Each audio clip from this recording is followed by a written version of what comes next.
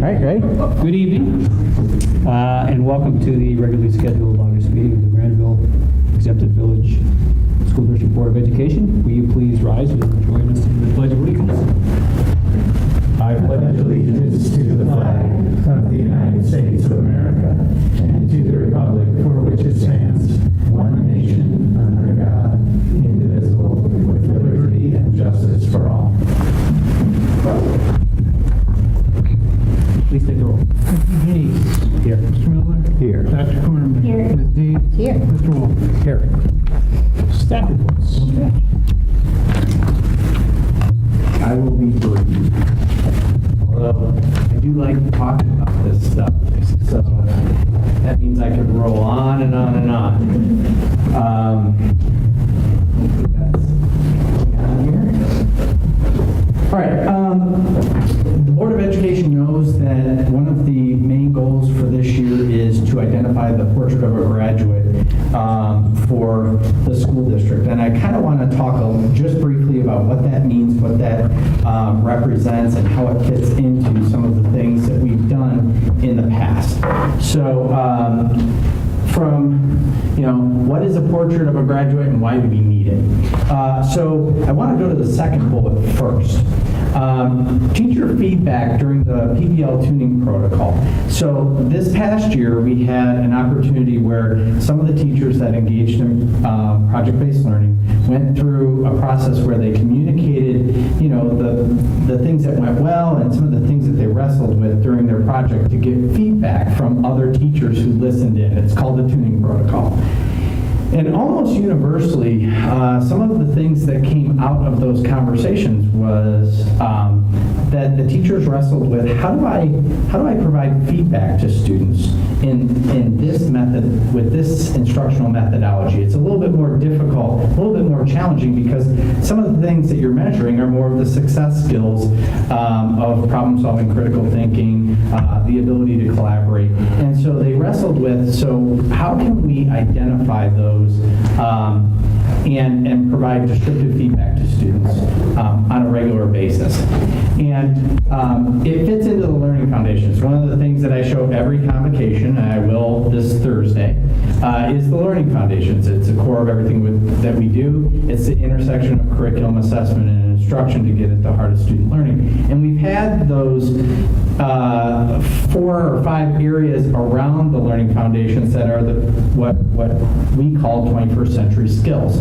But those were things that, quite honestly, I put into the learning foundations. It wasn't something that there was any community consensus around. And so if we're going to identify those 21st century skill sets, I think it needs to be a collaborative process. And you'll see that I think the process needs to start with the staff. Because they are the ones that are obviously most connected to the student's success in the classroom. What it does is when you're doing a project-based learning experience or a design thinking or some type of thinking routine in the classroom that gets kids into more of a dialogue or project that is more holistic, it gives them a North Star. All right? It says these are the things that we are trying to build, whether it's problem solving, critical thinking, communication, collaboration, whatever those are. But some of them are a little bit more challenging, like what does it mean to be an empathetic collaborator or a global citizen? Those are things that we need to unpack a little bit, so that we can have a deep understanding of them and then point to them with intentionality, which is really guides future work with intentionality around the success skills identified in the process. Mike was sharing in a meeting with him last week that several years ago they went through a similar process, but I think it was done mostly at the high school, if I'm correct, Mike, that you talked about the portrait work. Oh, yeah. Yeah, and so I think what we're talking about here is the integration of the project-based learning with the portrait of a graduate to get at deep learning. And so what we're going to do, and we've already started, is we met with the team leaders in June, and we started this process of identifying and getting some consensus around what are some of the success skills that they think students need to be successful when they leave us, not just to go into college, but to prepare them for life, because our mission is learning for life. Mr. Bernath and I are going to be facilitating staff meetings in the fall at all of our buildings to get staff input on what they think the success skills should look like. We'll do a small community engagement in early 2019, and then a group of engaged community members and staff will come together as a design team and work with the Board of Education to finalize the portrait. And I'd like to communicate the portrait to all stakeholders in either April or May, knowing that this is a fluid process and it might ebb and flow based on the work that we can do. So what I put at your desks, Patel for Kids has been what I call a thought leader in doing the portrait of a graduate work. And they talk about the necessity for this work, which is really reinforcing what we did with project-based learning several years ago. But they talk about the landscape shifts that students are going to experience or are experiencing right now that lead to the necessity of this type of instructional methodology and or portrait of a graduate work. And so what they have is, I think there are 12 to 15 shifts, but there's really several different categories. One of them being on the first page, changing workforce needs. And so there are several pieces that they put together from a research standpoint that really support this type of work. But what I wanted to do was just give you a sense of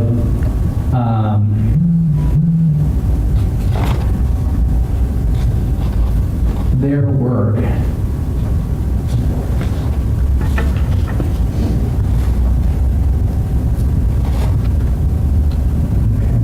There we go. So this is their portal, and you can see the Learning Hub over there is just free resources to move education forward. The network, remember I chair the Ohio network for Patel for Kids around 21st century learning. So that is our hub for the network. So that's our resource repository. They have an online learning component, but really that portrait of a graduate is what I'm most interested in.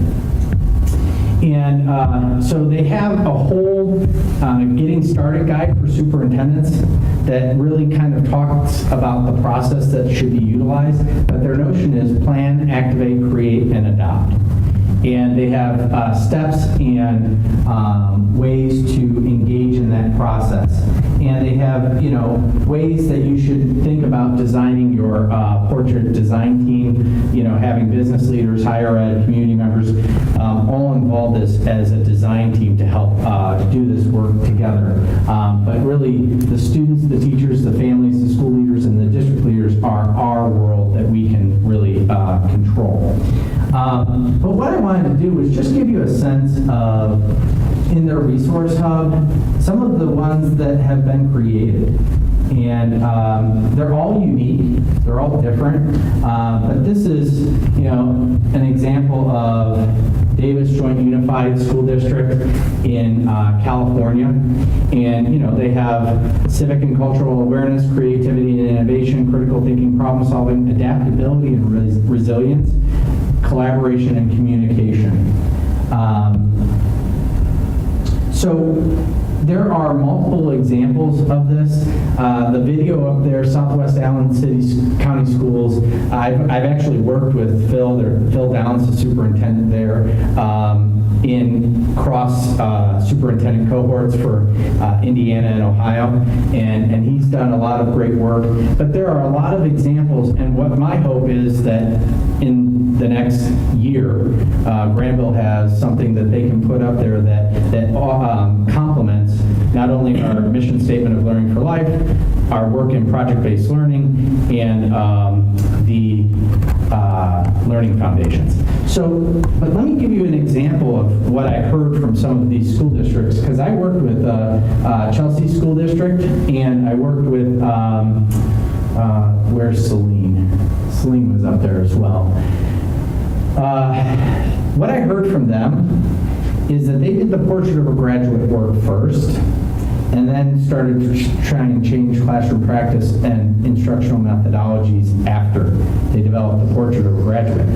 And I said, well, actually we did a lot of work in project-based learning first, and now the need for a portrait of a graduate is really evident. And we had a lot of great, rich dialogue around that, because I think for us, the fact that our teachers are saying, hey, this would be a really good thing to identify and unpack is what I think will make it even more successful moving forward. Again, this is something that is going to be pretty non-invasive from the staff perspective, but really high leverage longer term for Granville School District, for this board and future boards. So this is critical work that I think will lay an excellent foundation that will complement the work that we're currently doing. So what questions might you have, if any? So this is great stuff. I'm really excited about this and so forth. It's great to establish those goals, right? I assume there's several things that come out of that, including like a report card, if you will, or a metric system both for the students as well as for kind of families and teachers to have education around. Is that sort of one of the primary goals? So you have like a metric or some communication mechanism, or what's that look like? The first piece of this is really to articulate what that looks and feels like. So unpacking it into an instructional framework. So whatever collaborator means to the Granville community, if that's one of the things that's picked, really unpacking that so that you can be intentional in promoting that during project-based learning experiences. Down the road, one of the things I think is a possibility is providing descriptive feedback through a complementary piece of information that can go to parents and students to say, this is where you're at along these metrics. Not evaluative from the standpoint of a grade, but descriptive to the instructional framework. And because some of these skill sets have to be refined with practice over and over and over again. And I'm going to tell you, a lot of the workforce doesn't have some of these. So right now, so it is much more about providing descriptive feedback to students so that they can grow in these areas versus evaluating them from a grade standpoint. And we've kind of talked about that in the past around some of the grading practices. And I think that's going to be a rich conversation, probably 2 years down the road, once we establish it and we integrate it with our current practices and build the instructional framework. But that's, your thinking is accurate from the standpoint of what would be a natural evolution. Right. And also maybe like, from a portrait of a graduate, how do we communicate what our graduates have after that? I think in the context of 21st century skills and so forth, like communicating to wherever they're going to head after they leave us, right, is important that we are effective of kind of what this student has, right? And a grade card and an SAT is one thing, but there's something more there that I think we have the opportunity to communicate that speaks to the kind of education we do that might help them or help universities or wherever they go. So last week I had the opportunity to kind of be a listener, but also a co-presenter with Ted Dintersmith, who wrote Most Likely to Succeed and Now What Schools Could Be. And he's not an educator, he's a venture capitalist that's retired and is doing this on his free time. But he has done a lot of great work, and one of the things that he really thinks is critical is that higher ed needs to also have some for lack of a better term, skin in this game. They have to change some of their metrics so that students don't point to those and as an excuse to say, hey, I'm doing this because it will get me into this school. Because sometimes that can be limiting from a growth standpoint.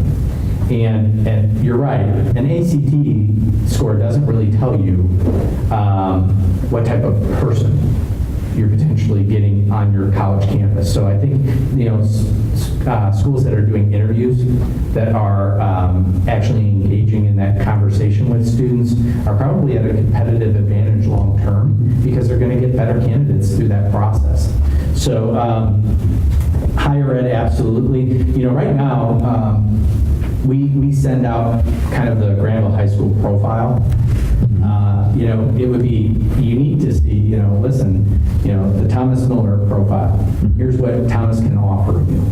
It would be kind of a unique space to be. And I'm still just trying to get my head around exactly the mechanism or what this actually looks like and works like. Can you give me sort of an example at the granular level of like one of their school district and what like one dimension they measure and one actual thing that comes out of it? Because it's all a little fuzzy to me still. That was great. This is good stuff. I kind of like the direction of it. I wanna... Southwest Allen, what they did is they identified their portrait of a graduate. They did an instructional framework off of that. And then they used ICANN statements, which we use in Granville schools, to articulate some of those things so that they can provide descriptive feedback to students through that process. They also have kind of like a master credential or master transcript that kind of has some type of grading component to it, but it's not grades. It's just progress towards the success skill that they identify. Right. So it's the same kind of ICANN statement instead of like I can divide, long digit numbers or whatever and so forth. I can demonstrate or I can work well with others or whatever that is. Okay. Exactly. Yeah. Great. Yeah. Okay. All of us have probably heard, some colleague complaining about, a project that they had to work with others on. And they said, I do all the work, they do nothing, right? How many of us have had that experience? I know Ryan can raise his hands. So those are the types of things that we want to be able to help kids and communicate with students. And we have a capstone project at the high school. We have, Senior project is the ideal thing to do. It's an ideal thing to kind of complement this work and be able to provide descriptive feedback to the students through that panel presentation. I think it would be huge. It's really tricky though because you're kind of establishing sort of standards, but really they're for things that aren't necessarily standard across individuals, right? Like some individuals might be really good at collaborating and leading a team, and others might be really good, more introverted individual contributors, right? And you don't want to ding either one of those, or some might be more graphically, artistically inclined, and others could be more technically savvy, and those are all good, important 21st century skills, right? So establishing, a grade or a standard or something like that around is a tricky process. And that's why I think it's important to not necessarily standardize it, but to provide descriptive feedback around whatever the standard might be or the articulated emphasis. It's all about the collaboration. Exactly. Everybody brings their particular skills and strengths. Right. And hopefully brings it to a team that has complementary skills and strengths. One of the things that I think struck me, I don't know if it struck you, but every time we've had kids come and present, I've asked them about what if this were graded? And they usually say, listen, I'm kind of passionate about this. I don't necessarily care about the grade. I'll probably get a good grade, but to me, it's about high levels of engagement through project-based learning and then offering descriptive feedback to the students around some of those identified skill sets. So the idea is to help them actually find what their strengths are. Yes. So it's not like you have to be high in everything, right? Like that we choose, right? This is a strengths-based model, not a deficit model. 100%. Good point. That's a good point. Yeah. Cool. I'm really excited about that stuff. That's great. It's going to be really powerful. Yeah. Excellent. Any other questions? So we will kick this off shortly in September, and we'll keep moving forward. Excellent. And I'll have more to report soon. Terrific. Thank you. We are now at the point in our agenda where we open the floor to public comment. If anyone would like to step forward and offer any comments, you're welcome. Hearing none, we'll close the public comment. And we'll move on to board discussion. There are 2 points of interest, I think, on board discussion for tonight, not that we limit it to that. The board can discuss anything that you all want to. But two of the things we identified were administrative compensation and of course, the impending levy effort. So, if you'll permit me, I'd like to start the discussion on administrative compensation. Just as a way of framing up what I think is a conversation about the administrative leadership in the district and how fortunate we are to have the administrative team that we have and the high level of commitment, personal commitment to excellence in our schools. I know we all attended the various public forums on school finance and how we fund our schools that we held following the May election. And in at least one of those forums, there was a comment, the one where we posted all the sticky notes in various locations. There was a comment or two, anonymous as instructed, that talked about, that offered up a suggestion for closing our financial gap by having the senior administration level take pay cuts or otherwise adjusting compensation. And at first blush, the gap that we have in funding is well beyond. We pay our administrators well, we don't pay them that well.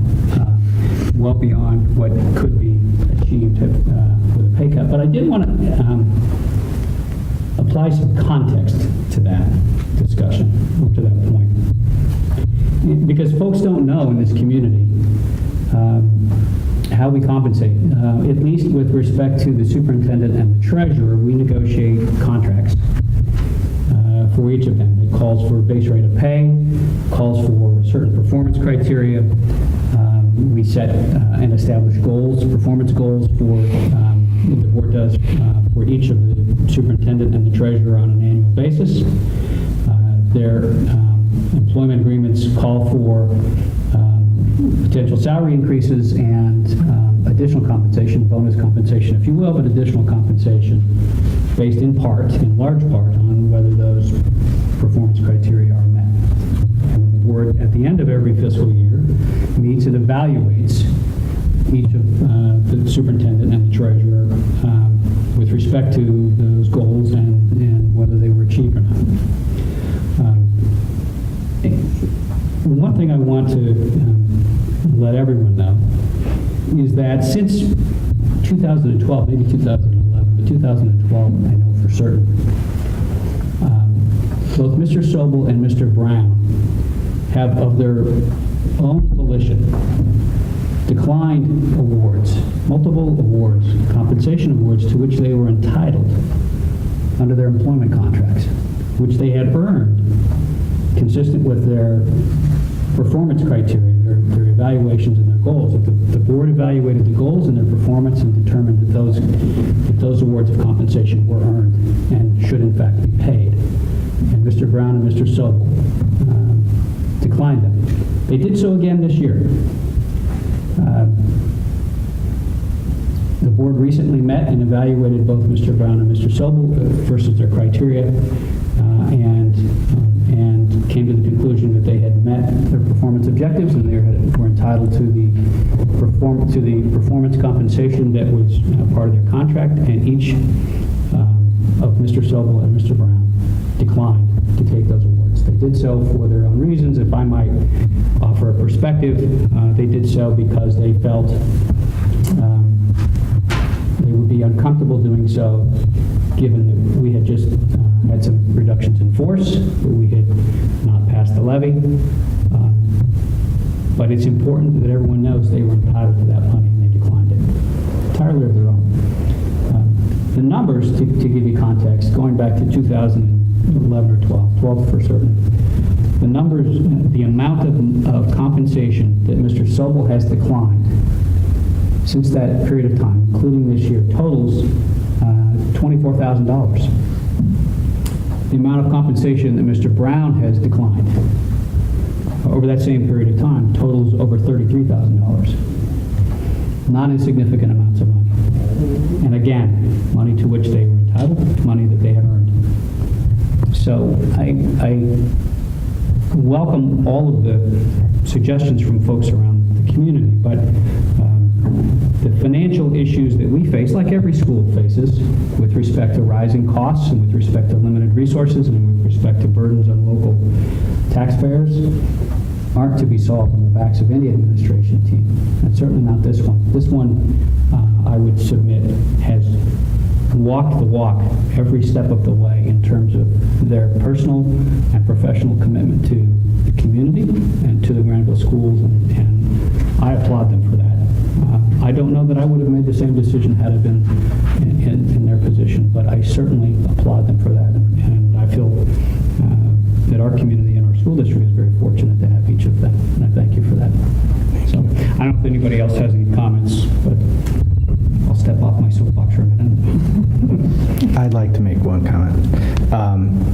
In addition to Mr. Sobel and I, the administrative team also declined step increases this year. We did grant them 2% base salary increases, consistent with the collective bargaining agreement as well, but they declined the step salaries. So also something that I think should be noted as well. Thank you for pointing that out. Yeah, that is indicative of the high level of character and quality and commitment that we have in the entire administrative team. And again, we are extraordinarily fortunate to have that team on board. Thank you for pointing that out.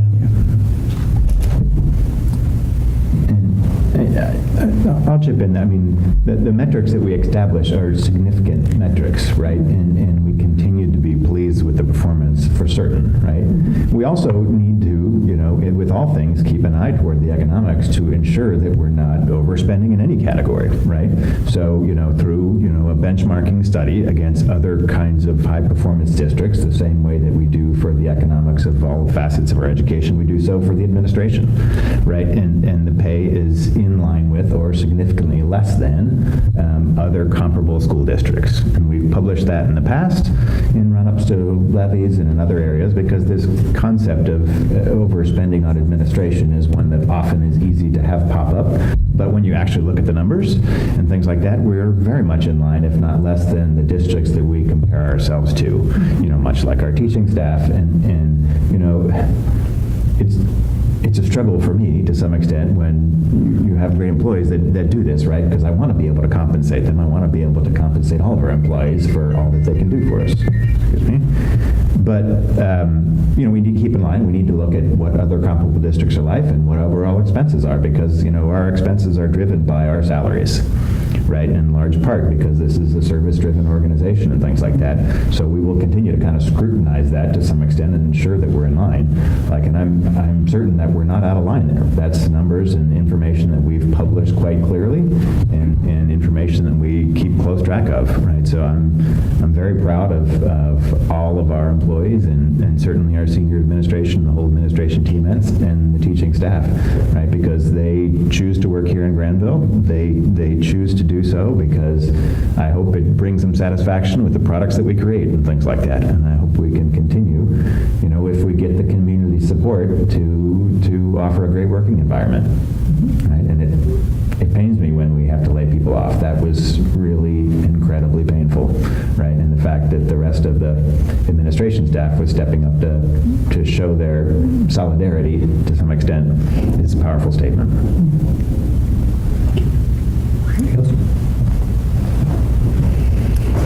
All right. So the next item that we had on the agenda for board discussion was the levy. It's been rather quiet.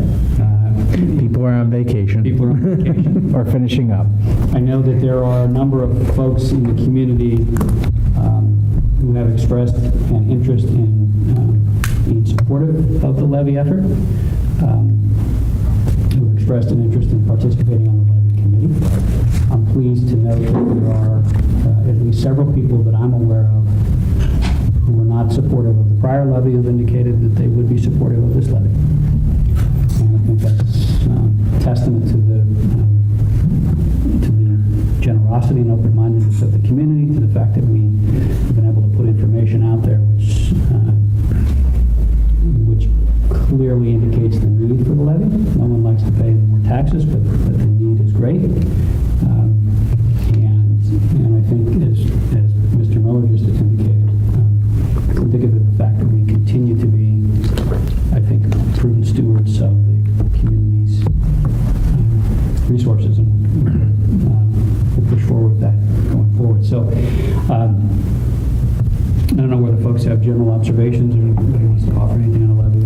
I do know that I think you expect that the levy committee will have a meeting and a launch sometime soon. I know that there is a community forum that to explain school financing this Thursday at 7 p.m. in the Little Theater. Which is not actually a levy discussion, it's really more of an instruction on how School financing. Yeah, that was, but it was a byproduct of the feedback that we received during the 4 community forums leading up to. Somebody said, it'd be great if Mike got up and did a tutorial on School Funding 101, and so that's what we're calling it, School Funding 101. We'll film it and put it on the website for anybody with insomnia. Correct. Wow. It's not Mike. Mike does the best that he can with a dry subject. Yes, that's right. So there's that, and then I know that there's a meeting next Monday that's been out on social media. Folks interested in learning more about the levy at the public library. So I think that there's some enthusiasm building for that, but it really is going to be an issue of engaging the community, and providing information and laying out the facts. As Thomas indicated, we know we have a great product. We know we do it at a cost which, relative to other districts that provide a similar product or closely similar product, our costs are better. Our costs are lower, and we'll continue to be efficient in that way. We continue to advocate for community support for great things that are happening in Granville schools. I have not been hearing much of anything about the levy at all. Right? What's out there, and I think it feels a little bit like we're last minute with this, and I think the last one was a little bit last minute, but the last one was coming off of 5 years of people not thinking about it. Right? I think the community has really been awoken just by the fact that there was an issue this May, right? And I think got people thinking about it and so forth. And the community understands the significance and importance of the economics now, based on the changes that we've had to make. And the fees are now starting to hit people's pockets, right? Which we needed to implement, right? The changes in programs will become immediately apparent when people come back to school.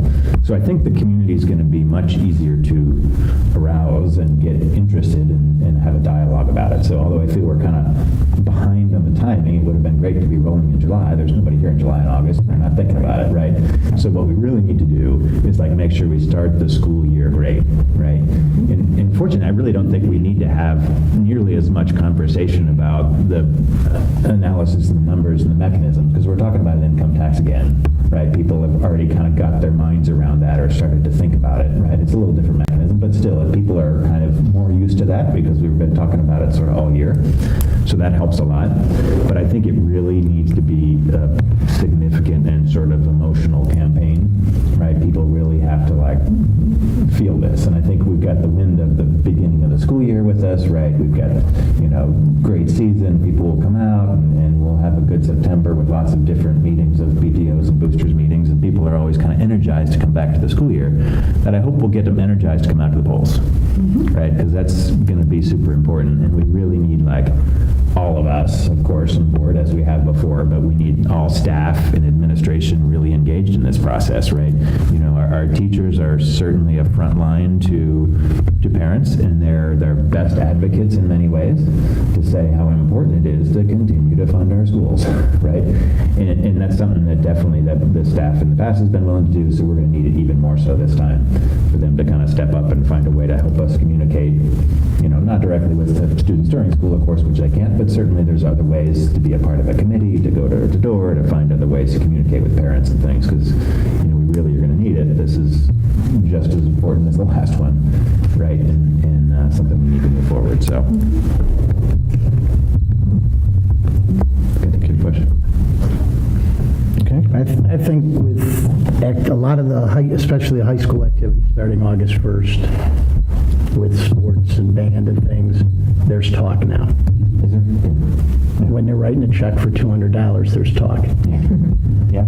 And Mr. Durst, the other night, the fall athletes had their mandatory parent meeting, and he did an outstanding job of explaining what the pay to participate fee exactly goes for. Because there were lots of the typical stories about what it was going for. So that was explained by Mr. Durst, and then it was reinforced by Janelle Rogers, who's one of the treasurers for the athletic boosters. So I think there's a better understanding of that. But once the school activities start, I've noticed there's more engagement about it now. It's starting to pick up because school's back. So. And I think the November turnout, I think both political parties are going to work really hard to get their voters out. So whether that equates into good turnout numbers or not, but I think both parties are going to push hard and mobilize to get their voters out. So. What I would also encourage is if anybody has questions, they can always contact the district office, and we can provide information to them. We are a resource. We have a lot of information that we can share, and so I would offer that as well if people are interested in getting more information. What's the Monday night event? That was something, I'm not on social media, but I believe that it was something that was communicated by the Levy campaign. Yeah. I think it's just an open forum. Yeah. Great. To collect volunteers. At the library. Yeah. So that would be one to publicize this as well for, I don't know how we can. We can't. We got to Yeah. find ways to get that message out, though. Correct. Right, and that's at some level frustrating for all of us, is that the leadership too.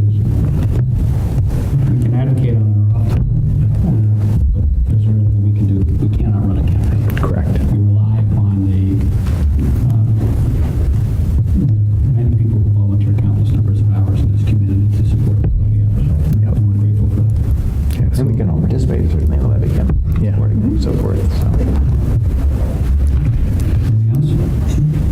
All right. Action agenda. Yes. All right. The appointment of a delegate to attend the annual business meeting of the Ohio School Boards Association. Mr. Wolf, you are a rookie.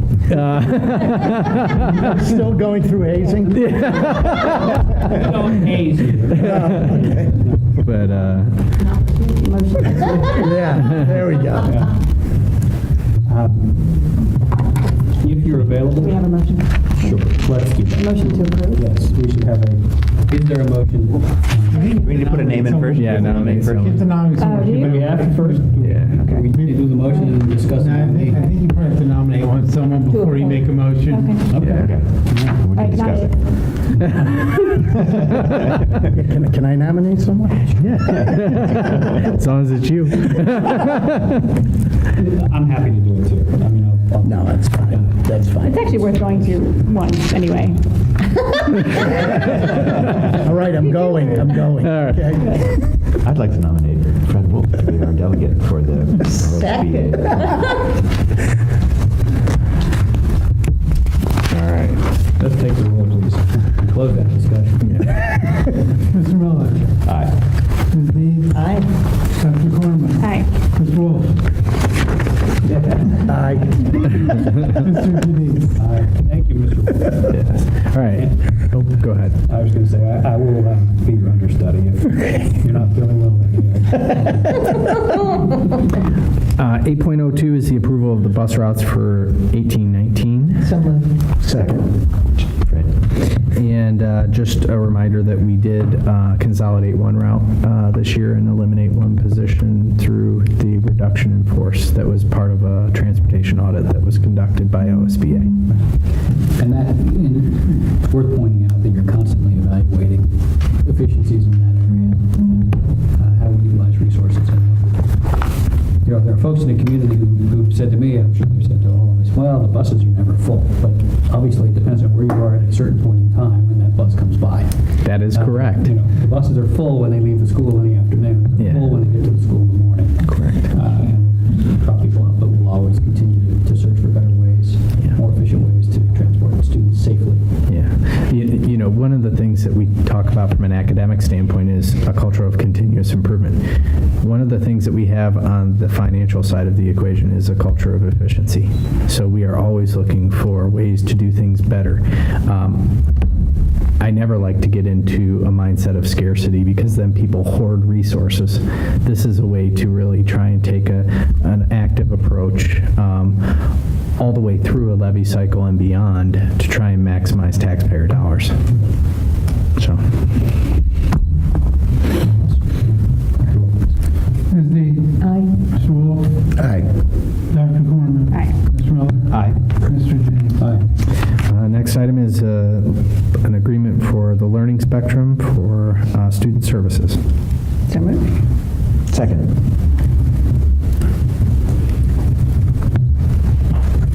Great. Thank you. No, These No, are services are provided during the school day that's correct. So, on the campuses. yes, absolutely.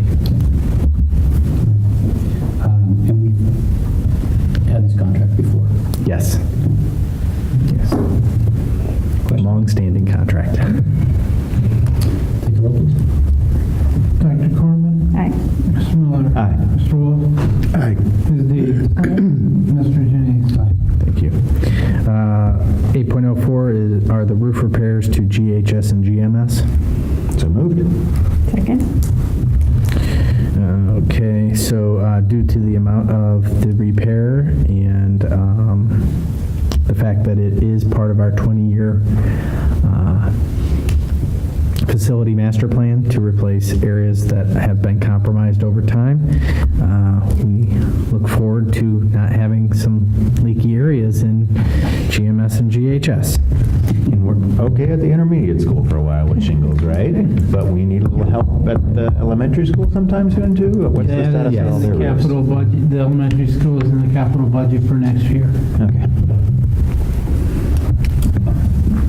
Obviously, you had to make some decisions this year about capital maintenance items that would be deferred. Yes. Following the May election.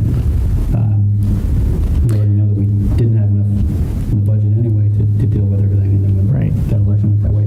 At some point, it would be, I think, informative for us to have a presentation perhaps on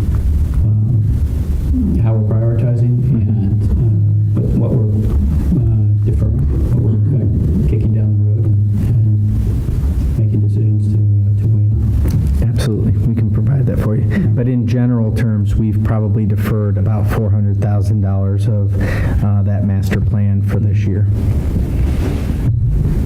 Which is consistent with what we said in the levy campaign, that we needed above and beyond our existing funding. That's why we needed the funds for the levy, so Yeah. we are indeed kicking those things down the road. Generally, what we try to defer to the things that have the least impact on safety, security, and well-being of the students. Yeah.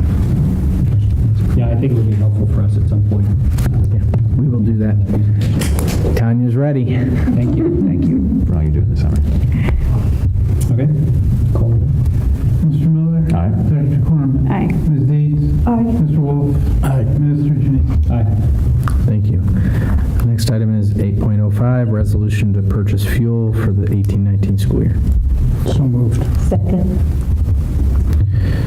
Again, due to the high dollar amount, it is something that we believe that we need to bring to you as an action item. And we shouldn't less than that. But we can't control what happens to diesel prices over the next 9 months. I didn't want to have to come back sometime and ask for more money because diesel prices shot up. So generally, we should spend under $150,000 on diesel fuel. Is that bid out at all, or do we buy it in blocks, or do we intelligently It's figure in out how blocks. to? The problem with bidding, that we have with bidding, is that the tank that we use does not exactly meet code, but we are grandfathered in, and Englefield is really about the only supplier that's willing to come and put money or put fuel into the tank that we have.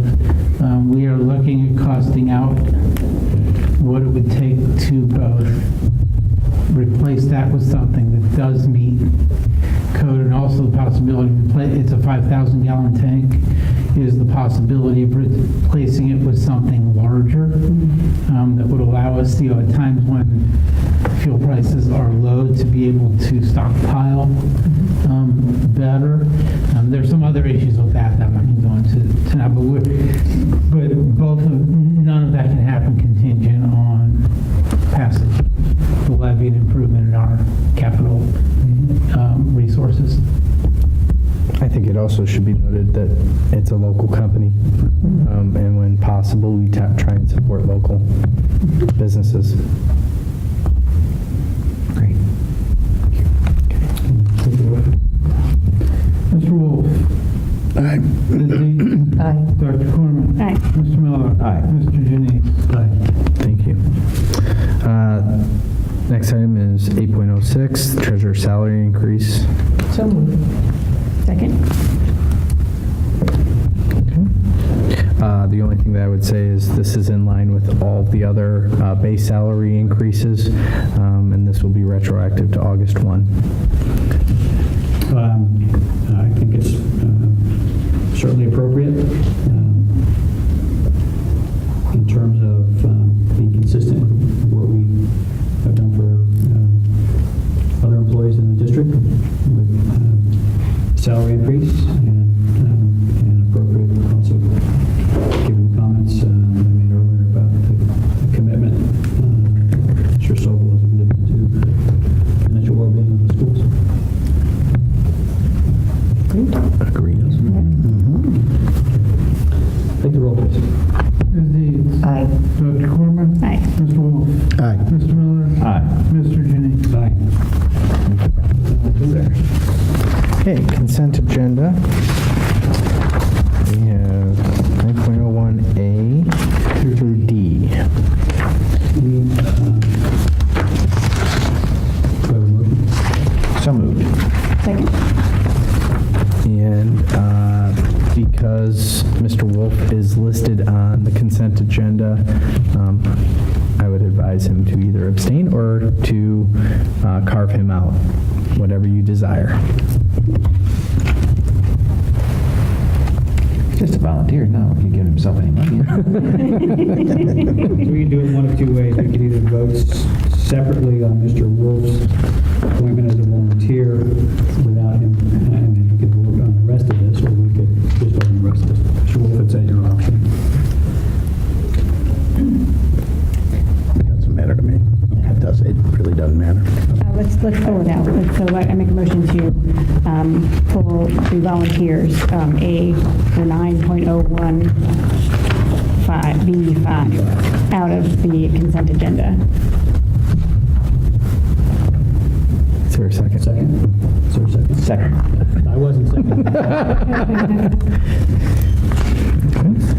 Let's take a roll on that motion. Dr. Corman. Yes.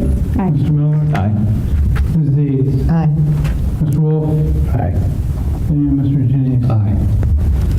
So then we're back to Can we the, vote on that thing that came out? Or we can vote which. let's do the consent agenda first. Yeah. Without 8.5. B5. Yep. Yeah. Well, just that part of 5. Right. Yeah. Right. So let's vote on the rest of the consent agenda. Mr. Wolf, you are now Eligible to vote. And we have to check 2 forms of ID. Any other comments on Any that? comments on that? No, just the field trips are both covered by parents at full parent expense, and just some of the standard items that we typically have. And Listed. just to emphasize, if people don't realize Oh. that the four folks from Granville Christian Yes. are actually our employees that are paid through auxiliary funds that come to Granville Christian through us, so they are considered our employees even though they work at Granville Christian. There's a typo. Okay. The first name is L-E-A, capital A-N-A. For Leanne Parsons? Okay. Me too. Excellent. Any comments or questions? Take the roll, please. Mr. Miller. Aye. Dr. Corman. Aye. Ms. Deeds. Aye. Mr. Wolf. Aye. Mr. Janice. Aye. Now let's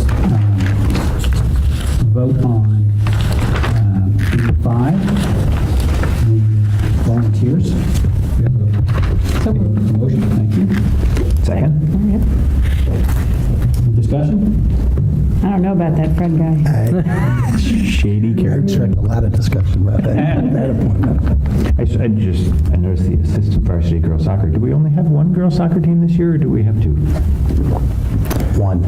Okay, so this might have been a JV coach or something, somebody helped with JV, and now they're going to just have one team. Okay. As of last week, they had one. So, Yeah. I just thank all the volunteers for what they do. Yeah. We could not provide the opportunity that we provide for kids without the volunteers. Yeah. Thank you, Mr. Wolf. Thank you. My pleasure. Take the roll. Ms. Deeds. Aye. Mr. Miller. Aye. Dr. Corman. Aye. Mr. Wolf. Abstain. Mr. Janice. Aye. Okay. Thank you. That takes us to the financials. Okay. 10.01 is the monthly financial report for July. So moved. Second? There's not much, financially, there's not much to report in here. I will say this is a new format for the report, something that's coming out of the company that supplies the software to do this. I would appreciate any feedback as far as the layout of the report, the understandability and things like that, that I can relay on if, if there's fine tuning that needs to be done. But financially, there is not a whole lot to report. There are two things really distorting the month. One is that the property taxes have come in a little bit faster than last year, so you see we're way ahead of last year. That will obviously even out this month. And you will see that the benefits expenditures are significantly below last year, and that is because we did not post STRS because of some questions while I was on vacation. And so STRS will get caught up this month as well as when we post it. Nothing else is that much really out of line or anything. It's good news in the first month. Yeah. Questions?